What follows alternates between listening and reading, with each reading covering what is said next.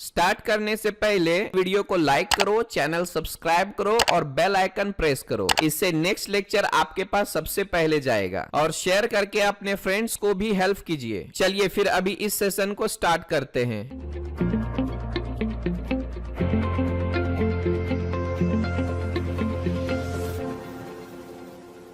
आज से हम लोग एक बड़े मेजर टॉपिक्स को स्टार्ट करने जा रहे हैं जिसका नाम है ऑर्थोग्राफिक।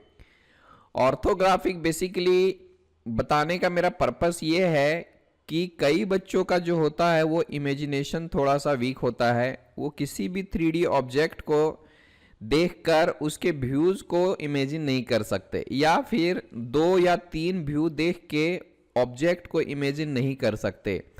तो कई बार होता है कि बच्चे लोगों को सॉफ्टवेयर्स तो अच्छे से आता है, बट उसमें अगर किसी पार्ट को बनाना रहे, किसी ड्राइंग को रीड करना रहे, तो उसको दिक्कत आती है करने में। तो इसीलिए हमने ऑटोकैड में ही ये पूरा जो है ऑर्थोग्राफिक, आइसोमेट्रिक और ये सारी चीज़ें, मशीन ड्राइंग, इसको मैं इंक्लूड कर दिया है ताकि कई बच्चे अगर ये कोर्स पूरा करते हैं या पूरा ये लेक्चर्स देखते हैं तो उनको ड्राइंग्स रीड करने में दिक्कत नहीं आएगी। ठीक है, तो इसीलिए मैं आज से ऑर्थोग्राफिक स्टार्ट करने जा रहा हूं, है ना। उससे पहले हमें कुछ बातों का ध्यान रखना है जो हमें आगे आने वाले ड्राइंग्स में काम आने वाली हैं, क्योंकि हम लोग अपने इंजीनियरिंग लेक्चर्स में यानी कॉलेज में बहुत कुछ सीखा है ग्राफिक्स के बारे में। फर्स्ट ईयर में ही बता दिया जाता है, लेकिन वो हम सीरियसली उस समय नहीं लेते हैं और उसी का खामियाजा हमें ज़िंदगी भर भुगतना पड़ता है कि जब हम लोग कंपनी में जाते हैं तो हमें ड्राइंग समझ में ही नहीं आता है। प्रोडक्शन में काम कीजिए या R&D में काम कीजिए या डिज़ाइनिंग में काम कीजिए, हर जगह पर आपको इमेजिनेशन काम आता है। जब तक आपको ड्राइंग रीड करना नहीं आएगा तब तक हम उसको बनाएंगे कैसे? तो that is not possible to create any model without any imagination. Okay, I hope ये लेक्चर आप सभी को समझ में आएगा, और फिर भी किसी तरह का कोई दिक्कत आता है तो उसमें से भी और मैं बेसिक स्टेप जा सकता हूं। ठीक है, खैर ये सारे बहुत सारे लोगों को क्लियर भी है और बहुत सारे लोगों को नहीं भी क्लियर है। ठीक है, तो चलते हैं, आज से हम लोग स्टार्ट करेंगे। यहाँ पे इस शीट को हमें गौर से देखना है। इसमें लिखा गया है टाइप्स ऑफ व्यूज। हमने कुछ स्लाइड्स और शीट्स तैयार किए हैं जिसकी मदद से हम आसानी से सारी चीजें समझ सकते हैं। ठीक है, अब क्योंकि मैंने बताया कि ऑर्थोग्राफिक प्रोजेक्शन, तो प्रोजेक्शन के भी बहुत से टाइप होते हैं। यहाँ पर आप देख पा रहे होंगे प्रोजेक्शंस लिखा हुआ है। इसके 2 टाइप हैं, एक तो हमारा हो गया पैरेलल, एक होता है कन्वर्ज। ओके, अब पैरेलल में भी 2 टाइप हो गए, एक हमारा ऑर्थोगोनल हो गया, एक हमारा ऑब्लिक हो गया। फिर देखिएगा ऑर्थोगोनल में हमारा है मल्टी व्यू, यानी front view, top view, side view, back view, bottom view, rear view, ये सारे इसमें मल्टी व्यू में आते हैं। और एक्सोनोमेट्रिक, तो यहां पर जो है इसमें हम लोग पिक्टोरियल ड्राइंग्स बनाते हैं जो इजी टू अंडरस्टैंड होता है, और ऑब्लिक भी बताएंगे आपको कैसे करना है। सो मैं आपको मल्टी व्यू और आइसोमेट्रिक व्यू आप बोल सकते हो इसको, एक तरह से वो बताएंगे। पर्सपेक्टिव की हमें जरूरत नहीं है फिलहाल, मैं थोड़ा सा पर्सपेक्टिव के बारे में 2D में बता दूं, 3D में बता दूंगा, बट फिलहाल के लिए हम लोगों को सबसे ज्यादा प्रॉब्लम इसमें आती है। यानी अगर कोई 3D ऑब्जेक्ट है इधर, तो इसका फ्रंट व्यू कैसा दिखेगा, उसका टॉप व्यू कैसा दिखेगा और इसका साइड व्यू कैसा दिखेगा, इसी में लोगों को प्रॉब्लम आती है। या तो फिर अगर ये तीनों व्यू दिया हुआ है तो आइसोमेट्रिक व्यू कैसा होगा, तो इसी में लोगों को बहुत ज्यादा दिक्कत आती है। ठीक है, चलते हैं अगले शीट की तरफ। ये कुछ दिया गया है व्यू कंपैरिजन। पहले ही बात आप समझ लीजिए कि इसमें जो है ये जो हमारा मल्टी व्यू ड्राइंग है, इसमें लिखा हुआ है, क्या लिखा हुआ है, रिक्वायर ट्रेनिंग टू विजुअलाइज। तो इसी ट्रेनिंग को हम आपको देंगे। आई बात समझ में? तो यहां पर जो है सिर्फ 3 व्यू रहेगा और किसी किसी ऑब्जेक्ट में तो 2 ही व्यू रहता है। मैं अभी आपको आगे बताने वाला हूं। 2 व्यू को समझना पड़ता है, 2 व्यू को देखना पड़ता है, फिर वो ऑब्जेक्ट कैसा है वो समझना पड़ता है। ठीक है, तो ये सब तो हम समझ जाते हैं क्योंकि ये पिक्टोरियल ड्राइंग्स हैं। पिक्टोरियल ड्राइंग्स में हमें आसानी से समझ में आ जाता है, इजी टू अंडरस्टैंड। बट यहाँ जो है require training to visualise. Okay, तो जिसको ऑर्थोग्राफिक अच्छे से आता है, यानी जिसने कॉलेज में अच्छे से पढ़ाई किया हुआ है, तो उसको दिक्कत नहीं आएगी इसको समझने में। आई बात समझ में? तो अब देखिए मल्टी व्यू तो मैं अभी बताने वाला हूँ, शायद नेक्स्ट लेक्चर में हम लोग ड्राइंग करने वाले हैं ये पूरा सेशन खत्म करने के बाद, ठीक है। तो इसके लिए आपको ट्रेनिंग की जरूरत पड़ेगी, ठीक है। हर किसी को सेल्फ स्टडी से ये नहीं आता है। अब जरा सा मल्टी व्यू के बारे में ये क्या लिखा हुआ है जरा गौर से देखिएगा। Accurately presents objects detail, example size and shape, यानी उसका शेप कैसा है और उसके डायमेंशंस क्या क्या हैं, ठीक है। तो इसमें हम लोगों को दिखाना पड़ता है और इसको समझने के लिए हमें ट्रेनिंग की जरूरत है। आप पिक्टोरियल ड्राइंग में जाइए, इजी टू विजुअलाइज, ये देखते ही हमें समझ में आ जाता है। यानी ये ऑब्जेक्ट देख रहे हो तो हमें पक्का पता है कि बाबा ये ऑब्जेक्ट ऐसा ही होगा, इस तरह का है, यहाँ बीच में होल है, दैट्स इट। यहाँ पर थोड़ा सा चेंजेस आ जाते हैं। अगर आप मेजर करके देखेंगे, इस तरह के ऑब्जेक्ट हम लोग आइसोमेट्रिक में देखने वाले हैं। जैसे कि यहाँ सर्कुलर होल्स बिकम्स इलिप्स, ये इलिप्स जैसा दिखता है, होता नहीं है, इलिप्स जैसा दिखता है। और right angle becomes obtuse angle, इसका मतलब क्या होता है? राइट एंगल का मतलब क्या होता है? 90 डिग्री में। अगर आप इसको टॉप से देखेंगे, सपोज कर लीजिए कि इस ऑब्जेक्ट को हम लोग टॉप से देख रहे हैं, तो इन दोनों के बीच का जो रेड मार्क में किया गया है, उनके बीच का जो एंगल होगा वो कितना होगा? 90 डिग्री का होगा रियल में। बट अगर हम पिक्टोरियल व्यू में देखते हैं या फिर आइसोमेट्रिक में देखते हैं तो कितना डिग्री का आएगा? ऑब्ट्यूस एंगल कितने का होता है? तो यहां पर आपका आ जाएगा 120 डिग्री का। आई बात समझ में? तो ये 120 होगा। अगर आप आइसोमेट्रिक में इसको बनाते हैं और मेजरमेंट चेक करेंगे तो एग्जैक्टली इसका 120 आएगा, इसका 60 होगा, इसका 60 होगा और इसका 120 का होगा। तो आइसोमेट्रिक में ये कुछ चेंजेस आ जाते हैं। बट अगर हम टॉप से देखेंगे तो ये एग्जैक्टली हमारा 90 डिग्री का ही आएगा। और जरा सा एक छोटा सा चीज है, यहाँ पे देख सकते हो पर्सपेक्टिव ड्राइंग में, ये सपोज एक स्ट्रेट रोड है, डिस्टॉर्टेड विड्थ है, ये हम चेंज होते रहता है ना। हालांकि रियल में ये चेंज नहीं होता है, बट ये देखने में ऐसा लगता है कि चेंज हो रहा है। आई बात समझ में? आंखों को जैसा नजर आता है वो यहां पर दिखाया गया है। Object looks more like what our eyes perceive, ठीक है। तो ये चेंज नहीं होता है, बस दिखता है। आई बात समझ में? Difficult to create size and shape distortion, हर एक पॉइंट पे ये हमारा चेंज हो रहा है, क्योंकि अगर देखने से लग रहा है तो ये 1 पॉइंट पर्सपेक्टिव दिख रहा है, यानी किसी ना किसी पॉइंट पे ये हमारा दोनों फिनिश हो जाता है। सपोज आप यहां से देखेंगे तो किसी ना किसी पॉइंट पे ये और ये हमारा मिल जाएगा। तो इसीलिए इसको बोलते हैं फर्स्ट पॉइंट ऑफ पर्सपेक्टिव। आगे हम देखेंगे इसमें क्या है। सो पर्सपेक्टिव को उतना हमें डिटेल्स में नहीं जानना है, बस हमें ये मल्टी व्यू जो है हमें आसानी से समझना पड़ेगा और पूरे डिटेल्स में जानना पड़ेगा, तभी हम किसी भी 3D ऑब्जेक्ट का front view, top view, side view आसानी से निकाल पाएंगे, ठीक है। अब इस शीट में जरा गौर से देखिएगा। कई लोगों को बड़ी परेशानी होती है कि बाबा प्रोजेक्शन सिस्टम में 2 मेथड्स होते हैं, एक तो हमारा है फर्स्ट एंगल, एक हमारा है थर्ड एंगल। अब देखिए जरा गौर से, फर्स्ट एंगल सिस्टम जो है यूरोपियन कंट्रीज ISO स्टैंडर्ड को यूज करते हैं। थर्ड एंगल सिस्टम में कनाडा, USA, जापान, थाईलैंड ये सब यूज करते हैं। हम लोग इंडिया वाले इसको ही फॉलो करते हैं ज्यादातर, बट कोई जरूरी नहीं है कि हम थर्ड एंगल के बारे में जाने ही नहीं, ठीक है। ऐसा कुछ भी नहीं है, आपका ड्राइंग किसी भी एंगल में आ सकता है।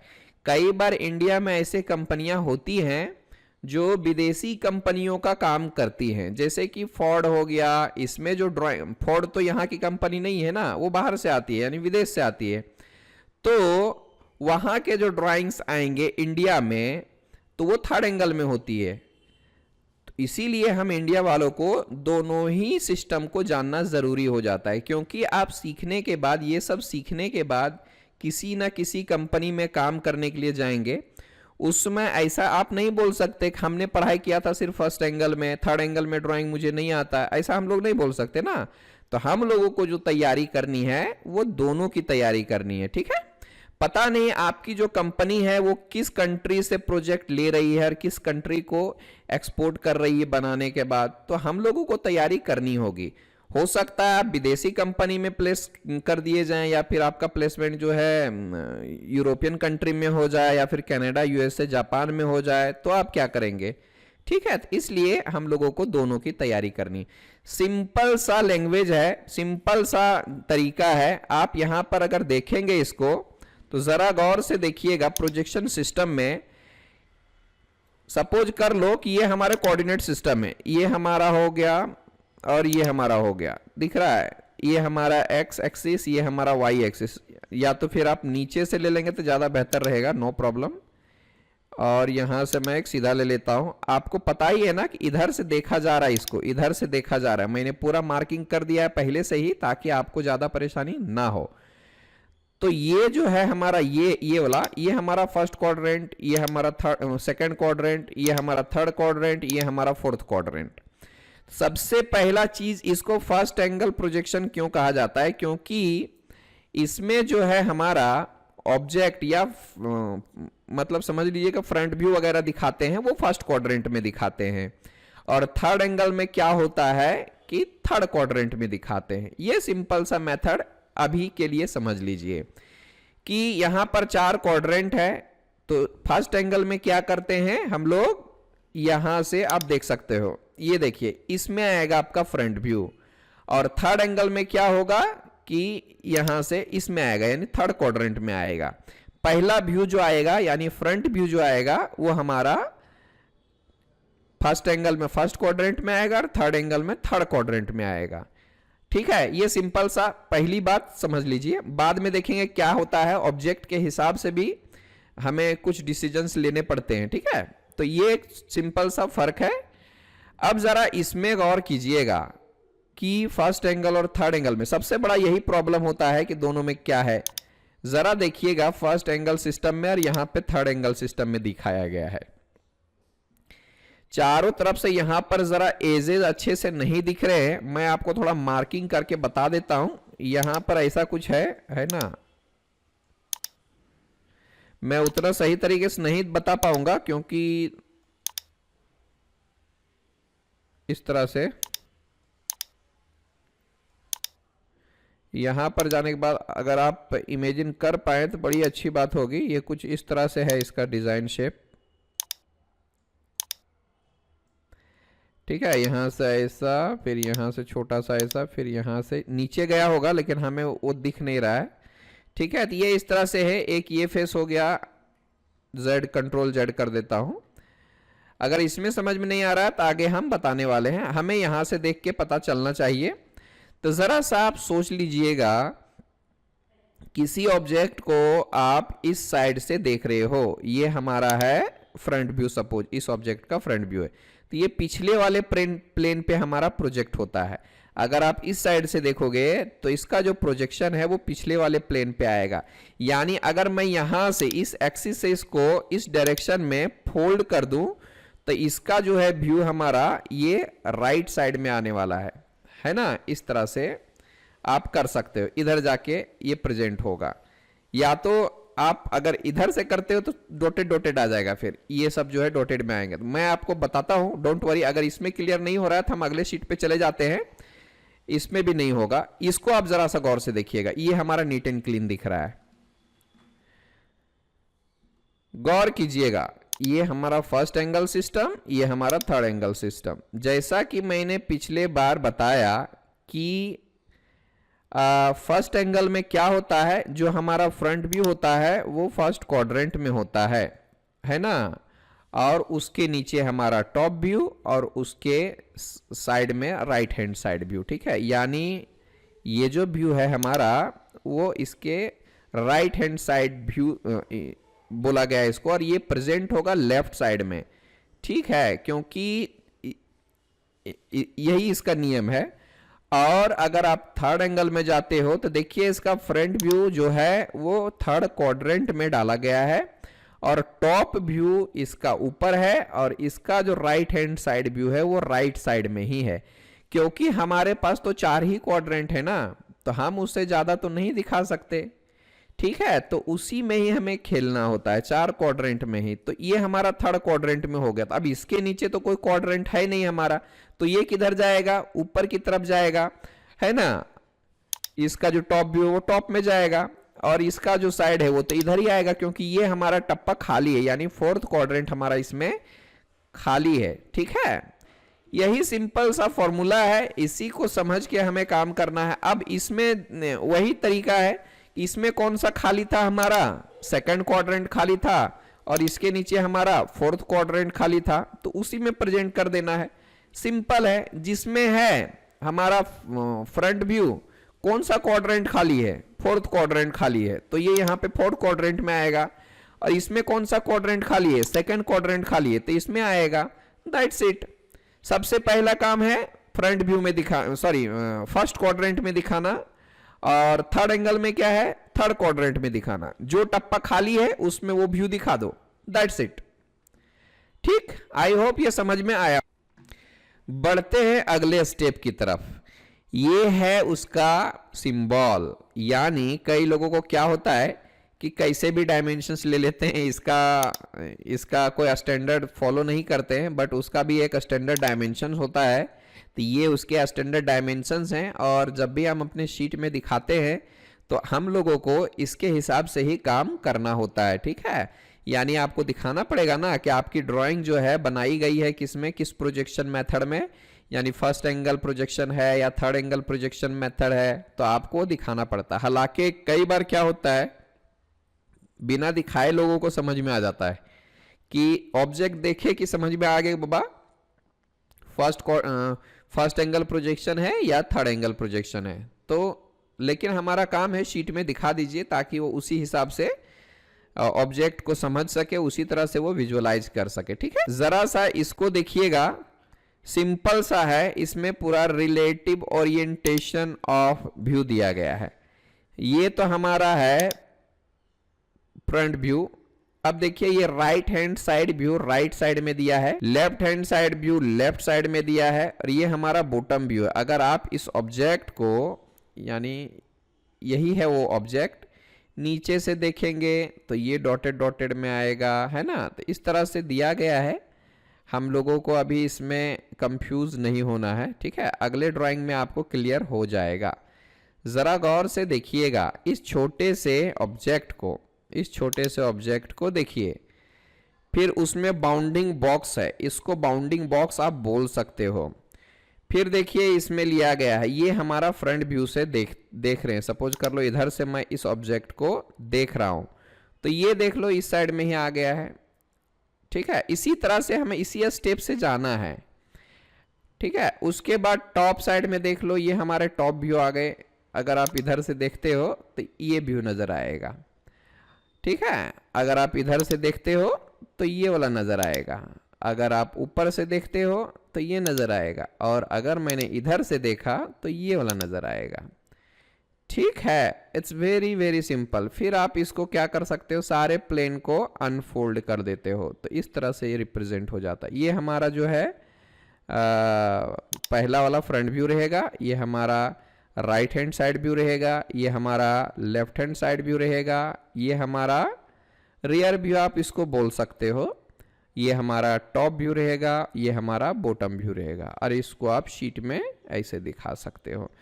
ज़्यादातर क्या है, 3 व्यू हमारे लिए काफ़ी हो गया समझने के लिए। किसी भी ऑब्जेक्ट को आसानी से समझने के लिए 3 व्यू काफ़ी है, और किसी किसी में तो सिर्फ 2 व्यू ही हमारे लिए काफ़ी हो जाता है। ठीक, जरा इसको देखिएगा, इसमें थोड़ा सा नियम बताया गया है कि हम किस नियम से उसको बना सकते हैं। कुछ कंसेप्ट है जिसके बारे में हमें जानना जरूरी है। ये हमारा एक छोटा सा ऑब्जेक्ट है ना। यहां पर क्या दिखाया है, 25 यूनिट्स का, यानी आप mm में काम कर रहे हो तो 25 mm की डिस्टेंस अप्रोक्सीमेटली हम लोगों को रखना है। आप जैसे कि कॉलेज में सीखे होंगे, पहले हम लोग एक्सिस लेते थे, horizontal axis, vertical axis. 10-10 mm का हम लोग चारों तरफ ऑफसेट लेते थे, ठीक है। 10 mm राइट साइड में, 10 mm लेफ्ट में, 10 ऊपर, 10 नीचे, 20 mm का डिस्टेंस एक व्यू और दूसरे व्यूज के बीच में हो जाता था। ऐसा कोई नियम नहीं है, बट कोशिश कीजिएगा कि आप उसको फॉलो कीजिए ताकि हम प्रॉपरली व्यूज को भी समझ सकें और हम आसानी से डायमेंशंस भी अप्लाई कर सकें, ठीक है। ऐसा कोई नियम नहीं है, बट हमें इसकी कोशिश करनी चाहिए। ज़रा आप अगर इसको इधर से देखेंगे तो ये देख लो, ये पूरा नज़र आने वाला है इस तरह से। इसमें हिडन वगैरह भी पूरा दिखाया गया है, ठीक है। ज़रा गौर से देखिएगा। अब बोलेंगे सर ये सिलिंड्रिकल है, यहाँ पर तो रेक्टेंगुलर शेप में दिख रहा है। तो भाई अगर आप इस साइड से देखोगे तो ऐसा ही दिखने वाला है। और यहाँ पर जो ये की वे दिया है उसका डॉटेड डॉटेड दिया है। और टॉप से अगर हम देखेंगे इसको इस साइड से तो ये बिल्कुल ऐसा दिखने वाला है। यहाँ पर दिखाया है आपका ये टॉप वाला हो गया और ये हमारा फ्रंट हो गया। बिल्कुल सिंपल है। ये हमारा फ्रंट रख सकते हैं, ये हमारा टॉप रख सकते हैं। आपको ये पता चल ही गया होगा क्या कि ये हमारा थर्ड एंगल में है। क्यों पता है? अगर आप इमेजिन करके देखेंगे तो ये हमारे थर्ड क्वाड्रेंट में, ये हमारे सेकंड क्वाड्रेंट में आया हुआ है। और इसमें क्या है, फोर्थ क्वाड्रेंट हमारा खाली है। क्यों? क्योंकि हमें उसकी ज़रूरत ही नहीं है, ठीक है। हमें इसकी कोई ज़रूरत नहीं है, ठीक है। हमारा साइड व्यू दिखाने की ज़रूरत नहीं, क्योंकि दो व्यू में ही हमारा ऑब्जेक्ट क्लियर होता है। स्टेप्स बताए गए हैं। सिलेक्ट द नेसेसरी व्यू, यानी सबसे पहला काम होता है कि जो सबसे ज़रूरी व्यू है उसको सेलेक्ट कीजिए, उसी को हम फ्रंट व्यू कंसीडर कर लेते हैं। फिर यहाँ पर दिया है ले out the selected view on A drawing sheet. फिर उसके बाद बोला गया कंप्लीट ईच सेलेक्टेड व्यू, यानी जैसे कि आपने दो व्यू सेलेक्ट किया तो उसको आप दोनों पहले अच्छे से दिखाइए, फिर क्या है उसमें डायमेंशंस अप्लाई कीजिए, ठीक है। अगर थोड़ा बहुत डिस्टेंस में फ़र्क आ रहा है तो आप उसको अपने हिसाब से एडजस्ट कर सकते हो। ये उसके कुछ 4 नियम हैं। पहले तो आपको व्यूज़ कंप्लीट करना है, कौन कौन से व्यूज़ बनाना है वो, उसके बाद उसको बनाना है, कंप्लीट करना है, उसके बाद उसको क्या है डायमेंशन डालनी है, ठीक है। ये रहेगा उसके। बाकी यहाँ पर कई बार आड़ा टेढ़ा लोग ले लेते हैं, तो ये भी हमें बिल्कुल भी नहीं चाहिए। इस तरह का कैसे भी नहीं चलेगा। तो ये हमारा जो है किसी भी ऑब्जेक्ट का सही रिप्रेजेंटेशन दिया गया है। ये फ्रंट व्यू, ये टॉप व्यू, ये साइड व्यू, ठीक है। तो इस तरह से हमें दिखाना है। ये हमें करते भी नहीं है लोग, इतने बेवकूफ़ नहीं है, है ना। तो इस तरह से आता भी नहीं है और हमारा ऑब्जेक्ट एक्यूरेट दिखेगा भी नहीं और समझ में भी नहीं आएगा। अगर मैं इसका टॉप व्यू मल्टी व्यू बना के दे दूं, यानी front view, top view, side view, तो ये बनाने में बड़ी दिक्कत आएगी, प्लस बनाने के बाद भी लोगों को समझ में नहीं आएगी, ठीक है। तो कोशिश कीजिए इस तरह से हमें सीधा सीधा ही काम करना है। आई बात समझ में? यहां पर जरा गौर से देखिएगा कि कई बार क्या होता है, गलती से ही लोग क्या कर देते हैं। अभी मैं आपसे पूछूं तो ये हमारा फर्स्ट एंगल प्रोजेक्शन लिया गया है या थर्ड एंगल प्रोजेक्शन लिया गया है? तो जरा गौर कीजिएगा, तो दोनों में ही थर्ड एंगल का इस्तेमाल किया गया है। क्यों? क्योंकि हमारा फर्स्ट क्वाड्रेंट यहां पर खाली दिख रहा है। अगर आप गौर से देखिएगा, ये रहा हमारा वाई एक्सिस, ये हमारा रहा एक्स एक्सिस। तो ये देख लो हमारा फर्स्ट क्वाड्रेंट खाली है, इसका मतलब ये है हमारा ये थर्ड क्वाड्रेंट में है, ठीक है। यहां पर भी अगर आप देखेंगे एक्स हो गया ये हमारा वाई हो गया, ठीक है। तो यहां भी हमारा फर्स्ट क्वाड्रेंट जो है वो खाली है, इसका मतलब ये है कि दोनों को दोनों हमारे थर्ड एंगल में लिए गए हैं, ठीक। अब इसमें इनएप्रोप्रिएट क्यों बोला गया है? क्योंकि देखिएगा यूज मोर स्पेस। अगर आप इस कार को इस तरह से दिखाएंगे तो इसका टॉप व्यू बनाने में आपको आसानी होगी, प्लस ये प्रॉपर दिखेगा भी और हमारा जगह जो है वो थोड़ा बच जाएगा। यानी जब शीट में हम काम करते हैं, कई बार क्या होता है हमारे पास स्पेस लिमिटेड होते हैं, उसी स्पेस में अच्छे से हमें अपने ड्राइंग को प्रेजेंट करना होता है और उसमें डायमेंशंस भी दिखाने होते हैं। तो आप इस तरह से अगर ले लेंगे तो इतना जगह हमारा बर्बाद हो चुका है, इतना जगह हमारा इसमें बर्बाद हो गया है, ठीक है। अगर आप इसको ही कार तो सेम ही है, डायमेंशन भी सेम है, बट अगर आप सही तरीके से ड्राफ्ट नहीं करेंगे तो फिर देखिए इस तरह से दिक्कत आती है। ठीक है, फिर आप ये देख लीजिए, ये भी उल्टा सीधा ले लिया है तो इसमें भी गड़बड़ है। ठीक है, ऑब्जेक्ट को विजुअलाइज करने में दिक्कत आएंगी। ये कार का एग्जांपल हमने इसलिए लिया है क्योंकि इसमें ऊपर नीचे समझ में आता है। ठीक है, फिर अगला आप इसको देखिए, यहां पर इसको एप्रोप्रिएट बोला गया है, यानी गुड बोला गया है, और इसको बोला गया इनएप्रोप्रिएट। रीजन क्या है कि ये गलत साइड से दिखा दिया है। अगर मैं इस साइड से इस ऑब्जेक्ट को देखता हूं तो समझने में आसानी ये वाला व्यू होगा आपको समझने में। क्यों? क्योंकि आराम से आप देख सकते हो, ये जो फेस है हमारा वो ये फेस हो गया, ये जो फेस है वो हमारा ये फेस हो गया, और आसानी से आप होल को भी देख पाओगे। और जो होल आपका नहीं दिख रहा है उसको आप आसानी से डॉटेड में दिखा के सेंटर लाइन ले सकते हैं। लेकिन यहां जो लिया गया है ये पीछे साइड से लिया गया है भाई। अगर आप पीछे साइड से लोगे तो ये जो है ये एज हमारा नहीं दिखने वाला है, इसीलिए यहां पर ये डॉटेड डॉटेड में दिखाया है।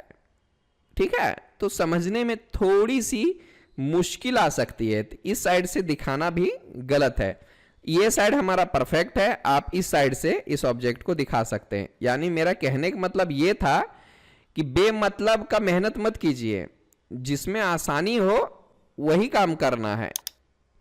It has the fewest number of hidden lines, क्या बोला गया है? इसमें कम से कम हिडन लाइन्स हैं। इसमें क्या है? एक्स्ट्रा आ गया है बेमतलब का, इसकी जरूरत भी नहीं फिर भी हम लोग ले रहे हैं, है ना। यहां पर जो है जितना चाहिए उतना ही है, होल को तो दिखाना ही पड़ेगा। लेकिन इसमें क्या है, पीछे से देख लिए, काहे को पीछे से देखने का, आप आगे से देखो, इसको ऐसे रिप्रेजेंट करो। आप इसको जरा सा देखिएगा, दो व्यू यहां पर बेकार के दे दिए गए हैं। एक तो ये हमारा है, इसकी भी जरूरत नहीं है, और ये जो दिया गया है वो बेमतलब के हैं। दो व्यू हमारे बेमतलब के हैं, फालतू में कंफ्यूजन पैदा कर रहा है। क्यों मैं फालतू बोल रहा हूं? क्योंकि देखिएगा यहां से इस ऑब्जेक्ट को इस साइड से देखा जा रहा है, आप एरो में देख सकते हो। तो ये हमारा आ गया, इस फेस के लिए ये हो गया, इस फेस के लिए ये हो गया, और होल के लिए ये हो गए। ठीक है, अब टॉप में तो बराबर है, इस फेस के लिए हमारा ये फेस हो गया, ये फेस जो है वो इसके लिए है, और इस ये वाला आ गया, और होल वगैरह सब कुछ नीट एंड क्लीन दिख रहा है। अब इस साइड से देखेंगे जरा सा, अगर आप इस साइड से देखते हो तो ये जो फेस है वो ये रहेगा, और ये जो फेस है वो ये रहेगा, और बाद में जो है ये होल हमारा हिडन में रहेगा, और ये भी होल हमारा हिडन में रहेगा। तो यहां पर भी हिडन दिखाया गया है और यहां पर भी हिडन दिखाया गया है। आई बात समझ में? तो ये तीन व्यू तो हमारे आ गए भाई। अब यहां पर क्या जरूरत थी इसको दिखाने की?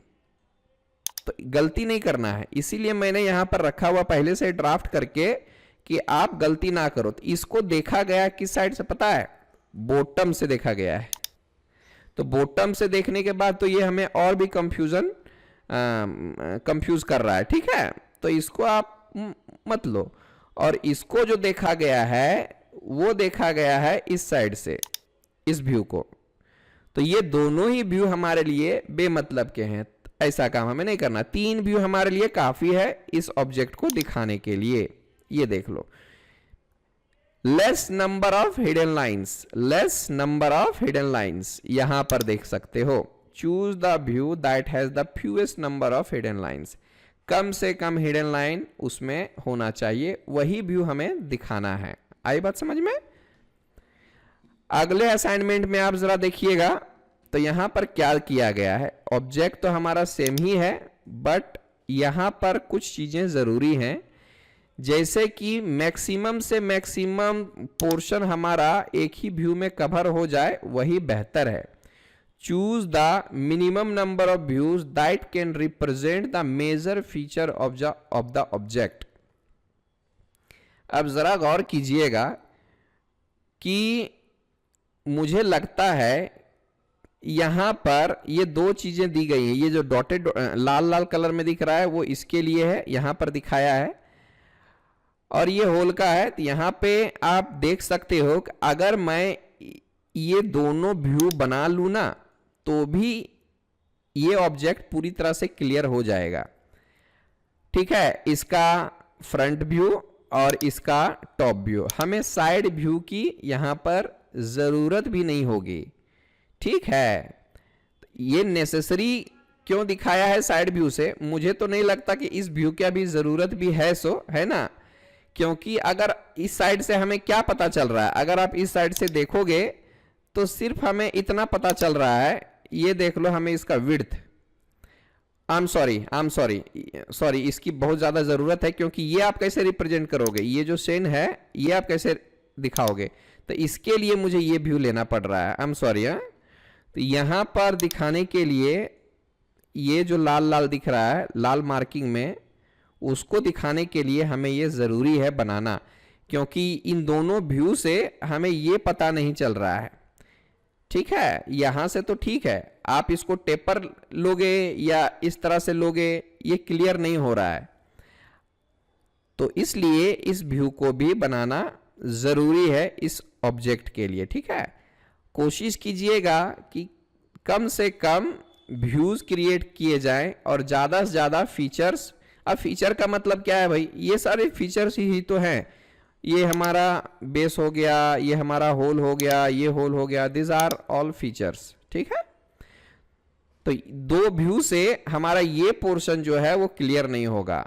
दो व्यू से बच्चा कंफ्यूज हो सकता है कि या ये टेपर भी तो हो सकता है ना, यहां से ये टेपर भी हो सकता है, इधर से अगर आप देखेंगे तो ये टेपर भी हो सकता है, लेकिन जैसे ही मैंने इस व्यू को दिखाया तो बच्चा कंफर्म हो जाएगा कि वो टेपर नहीं, ऐसा ही है, ठीक है। तो ये भी हमें जितनी जरूरत है उतना तो दिखाना ही चाहिए, है ना, और वो करते करते आएगा।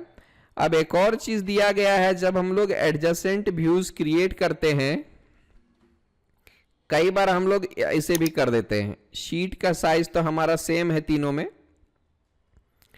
ये हमारा फ्रंट व्यू है, ठीक है, ये हमारा फ्रंट व्यू है, और यहां पर तो सही तरीके से लिया गया है, शीट का भी सही इस्तेमाल किया गया है। बट अगर आप ऊपर वाले व्यू में देखेंगे तो इसको टॉप दिखा दिया है इस साइड, है ना। हमें दो ही व्यू दिखाना है, तीसरे व्यू की जरूरत नहीं है यहां पे। तो आप दो व्यू में सही तरीके से कैसे रिप्रेजेंट करते हो, ये भी बेहद जरूरी है।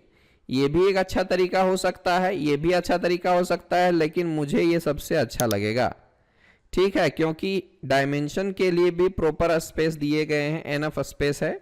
यहां पर जब भी आप डायमेंशन डालने जाओगे तो नहीं आएगा, इस साइड हमारा फालतू में स्पेस छूट गया है, और जहां पर हमें स्पेस चाहिए वहां पर हमारे पास नहीं है।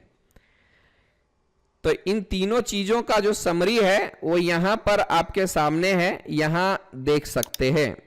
पहले तो आपको ये हमारा ओरिएंट द ऑब्जेक्ट्स, ओरिएंट मतलब आपके कंप्यूटर में नहीं होगा, शीट पे भी नहीं होगा, दिमाग में आप घुमा के देख सकते हो। अपने दिमाग में घुमाइए, ऑब्जेक्ट को इमेजिन कीजिए, तभी वो ऑब्जेक्ट समझ में आएगा। सपोज ये ऑब्जेक्ट हमारा 3D दिख रहा है ना, तो मैं इसको तो यहां पे नहीं घुमा सकता ना, बट आप इमेजिन कर सकते हो। आप क्या कर सकते हो, इस ऑब्जेक्ट को देखने के लिए अपने आप को यहां पर खड़ा कर सकते हो। यहां खड़ा करने के बाद आप इस ऑब्जेक्ट को देखिए, कौन कौन सा फेस आपको प्रॉपरली दिखाई देगा। तो आपको दिखाई देगा ये फेस, पूरा ये फेस दिखाई देगा। फिर आप क्या कीजिए, खुद को इस साइड रखिए, यानी राइट साइड में रखिए, तो आपको कौन कौन सा फेस दिखाई देगा, आपको ये फेस दिखाई देगा और ये सिलिंड्रिकल फेस दिखाई देगा। तो यहां पर ये फेस बना दिया और ये सिलिंड्रिकल फेस बना दिया। अब कौन कौन सा नहीं दिखाई देगा, तो ये होल आपको प्रॉपरली नहीं दिखेगा, यानी वो छुपा हुआ है। तो इसलिए हम लोगों को होल जो है डॉटेड में दिखाना होगा, और क्योंकि ये होल हमारा सर्कुलर है इसलिए आपको यहां पे सेंटर लाइन देना पड़ेगा। आई बात समझ में? तो ये सिंपल सा एक तरीका है। ऑब्जेक्ट को दिमाग में घुमाइएगा, ठीक है, सीट पे नहीं घूमेगा या पेपर पे नहीं घूमने वाला है। हाँ, जब हम लोग 3D सीखेंगे तो वहां पर आप कंप्यूटर में AutoCAD में घुमा सकते हो, इसमें कोई दो राय नहीं है, ठीक है। सिंपल सा इसका समरी यही है कि आप पहले दिमाग में उस ऑब्जेक्ट को घुमाइए, जो दिख रहा है उसको दिखाइए, जो नहीं दिख रहा है उसको दिखाइए, है ना, और फिर बाद में व्यूज रिप्रेजेंट कीजिए। फ्रंट व्यू पहले आप सेलेक्ट कर सकते हो कि आप पहले तो आप सेलेक्ट कीजिए कि कौन से मेथड में आपको बनाना है, फर्स्ट एंगल में बनाना है कि थर्ड एंगल में बनाना है। तो अगर आप फर्स्ट एंगल में बना रहे हो तो आपका जो है वो फ्रंट व्यू किधर आएगा, फर्स्ट क्वाड्रेंट में आएगा, यानी आपका जो फर्स्ट यहां पे आएगा, ठीक है। थर्ड एंगल में बना रहे हो तो फ्रंट व्यू आपका इस साइड आएगा। आई बात समझ में? तो ये हमारा है, पहला ये डिसाइड कीजिए, फ्रंट व्यू ले लीजिए, उसके बाद जो साइड आपका खाली है उस साइड में फिल कर दीजिए। जैसे कि फ्रंट व्यू लिया फर्स्ट एंगल में तो ये क्वाड्रेंट हमारा खाली दिख रहा है, तो नेक्स्ट व्यू जो आपका आने वाला है वो इधर आने वाला है। और फिर दूसरा क्वाड्रेंट कौन सा खाली है, तो ये हमारा फोर्थ क्वाड्रेंट खाली है, तो आपका जो टॉप व्यू आने वाला है वो इधर आने वाला है। आई बात समझ में? और अगर आप थर्ड व्यू बना रहे, थर्ड एंगल से काम कर रहे हो, तो थर्ड एंगल से आपका क्या है, फ्रंट व्यू तो आपका इधर आएगा, कौन सा व्यू खाली है आपका इसका एडजेसेंट में, तो आपका जो टॉप व्यू आएगा वो इधर आएगा। और इसके एडजेसेंट में कौन सा व्यू खाली है, तो ये फोर्थ वाला खाली है, तो जो साइड व्यू आएगा यानी राइट हैंड साइड व्यू वो इधर आएगा। नो प्रॉब्लम, सिंपल है, यही है कंसेप्ट। ओके ओके, चलते हैं अगले टॉपिक की तरफ। ये देख लीजिए, कई ऑब्जेक्ट्स ऐसे होते हैं जिसमें एक ही एडजेसेंट व्यू की जरूरत होती है। सपोज कर लीजिए ये हमारा एक ऑब्जेक्ट है, इसका आपने फ्रंट व्यू बना दिया है। आई बात समझ में? तो इसमें दो व्यू लेने की आपको जरूरत नहीं है, एक ये हो गया और एक ये हो गया। दोनों में एक चीज कॉमन है कि दोनों साइड से सिर्फ एक ही चीज हमें पता चलेगा और वो है थिकनेस। तो हमें दो दो दिखाने की क्या जरूरत है, सिर्फ अगर मैं ये व्यू भी दिखा दूं तो ज्यादा बेहतर रहेगा, दोनों की कोई जरूरत नहीं है। कुछ ऐसे पार्ट्स होते हैं जिसमें सिर्फ दो व्यू हमें दिखाने पड़ते हैं। आई बात समझ में? ठीक है, ओके। अब जरा गौर कीजिएगा, इसमें भी देख सकते हैं यहां पर एक सिलिंड्रिकल ऑब्जेक्ट है। अगर आप इस ऑब्जेक्ट को इस साइड से देखते हो, ये रहा ऑब्जेक्ट, और अगर मैं इस साइड से देखता हूं तो ये व्यू नजर आएगा, और अगर मैं इस साइड से देखता हूं तो ये व्यू नजर आएगा। फिर टॉप व्यू में भी सिलिंड्रिकल ही नजर आएगा, तो ये बेमतलब का हमें दिखाने की कोई जरूरत नहीं है, ठीक है। बस उसी तरह से यहां पर दिखाया गया है, क्या है इसमें, सिलिंड्रिकल ऑब्जेक्ट है। अगर आप इस साइड से देखते हैं तो ये व्यू नहीं नजर आया अभी तक, ठीक है। तो यहां पर किस तरह से नजर आएगा मैं बता देता हूं आपको। जरा सा अगर मैं इस व्यू को विजुअलाइज करूं तो थोड़ा सा मैं आपको बता देता हूं।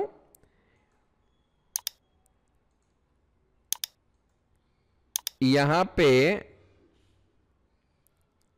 एक्चुअली सर्कल्स नहीं दिया हुआ है ना, नहीं तो मैं आपको बताता हूं। सर्कल्स नहीं दिया है जी, लाइन है, इलिप्स। अच्छा, इलिप्स से मैं करके थोड़ा सा यूज करता हूं, ये इलिप्टिकल आएगा, बट मैं आपको मैनेज करके दिखाता हूं, ठीक है। एक तो ये हो जाएगा, इसको मैं नीचे की तरफ रख लेता हूं थोड़ा, फिर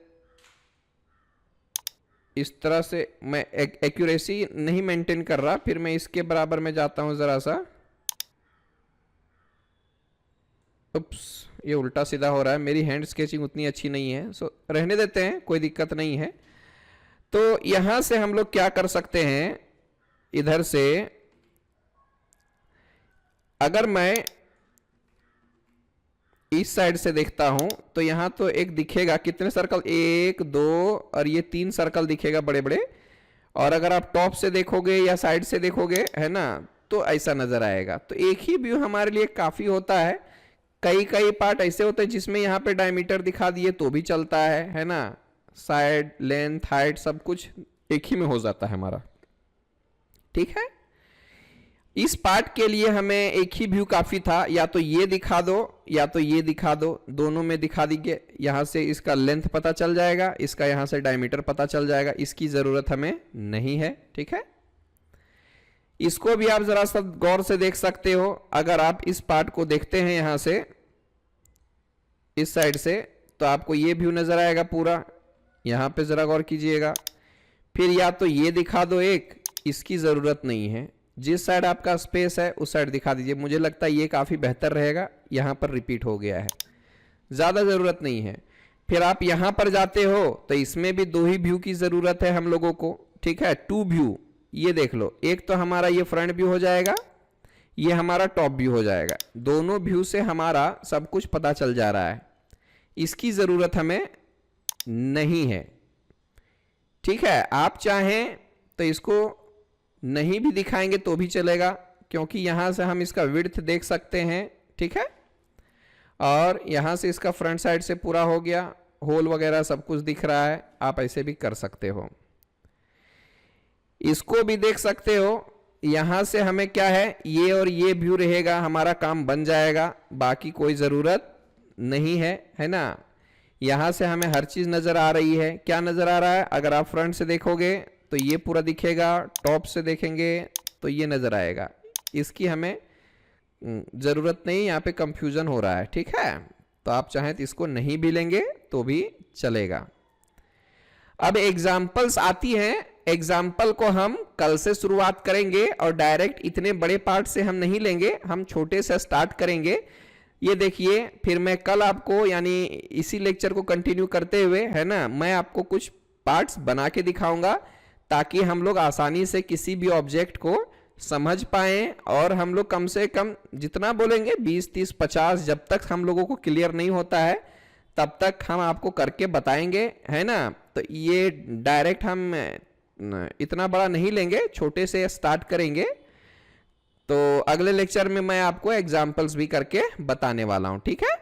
आई होप आज का ये लेक्चर आपको समझ में आया होगा। किसी भी तरह से कोई दिक्कत आती है then feel free to ask. Website में देख रहे हैं तो अपना पर्सनल नंबर मैंने दिया हुआ है, आप कॉल कर सकते हैं, व्हाट्सएप कर सकते हैं, मैसेज कर सकते हैं, ठीक है। यूट्यूब में देख रहे हैं तो आप हमें कमेंट करके बता सकते हैं।